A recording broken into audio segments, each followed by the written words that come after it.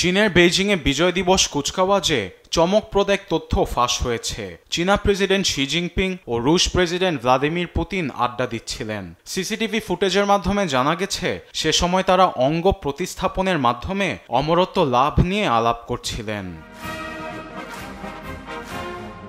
মানবাঙ্গ বারবার প্রতিস্থাপন করলে মানুষ ক্রমেই তরুণ হয়ে উঠতে পারে, এমনকি ১৫০ বছর বয়স পর্যন্ত বাঁচারও সম্ভাবনা আছে।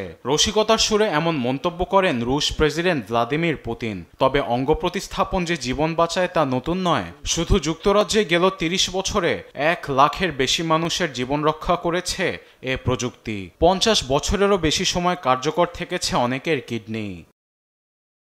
চিকিৎসা বিজ্ঞানীরা বলছেন শরীরের প্রতিরোধ ব্যবস্থা অমরত্বের পথে সবচেয়ে বড় বাধা। প্রতিস্থাপিত অঙ্গকে শরীর অনেক সময় বাইরে অনুপ্রবেশকারী মনে করে প্রতিরোধ করে। তবে আশার কথা হলো এ সমস্যা সমাধানে মানুষের দেহে অন্য প্রাণীর অঙ্গ প্রতিস্থাপন নিয়ে গবেষণা করছেন বিজ্ঞানীরা। এ নিয়েও আশাবাদী তারা। ইতোমধ্যে অন্য প্রাণীর হার্ট ও কিডনি মানুষের শরীরে প্রতিস্থাপন করে পরীক্ষা চালানো হয়েছে। ১৩ বছর ধরে শাসন করছেন শি জিনপিং। অন্যদিকে রাশিয়ার মসনদে পুতিন রয়েছেন ২৫ বছর যাবৎ। বিশ্লেষকরা বলছেন বিশ্বের অন্যতম শক্তিশালী দুই দেশের রাষ্ট্রপ্রধান ক্ষমতা ধরে রাখার পাশাপাশি দীর্ঘদিন বেঁচে থাকার উপায় খুঁজছেন, এটি স্পষ্ট হয়েছে তাদের কথোপকথনে।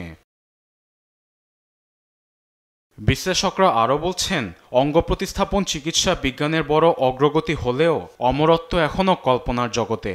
তবে বিজ্ঞানের এ অগ্রযাত্রা হয়তো সুস্থ জীবনকে দীর্ঘায়িত করতে পারবে। নিউজ ডেস্ক, দেশ টিভি।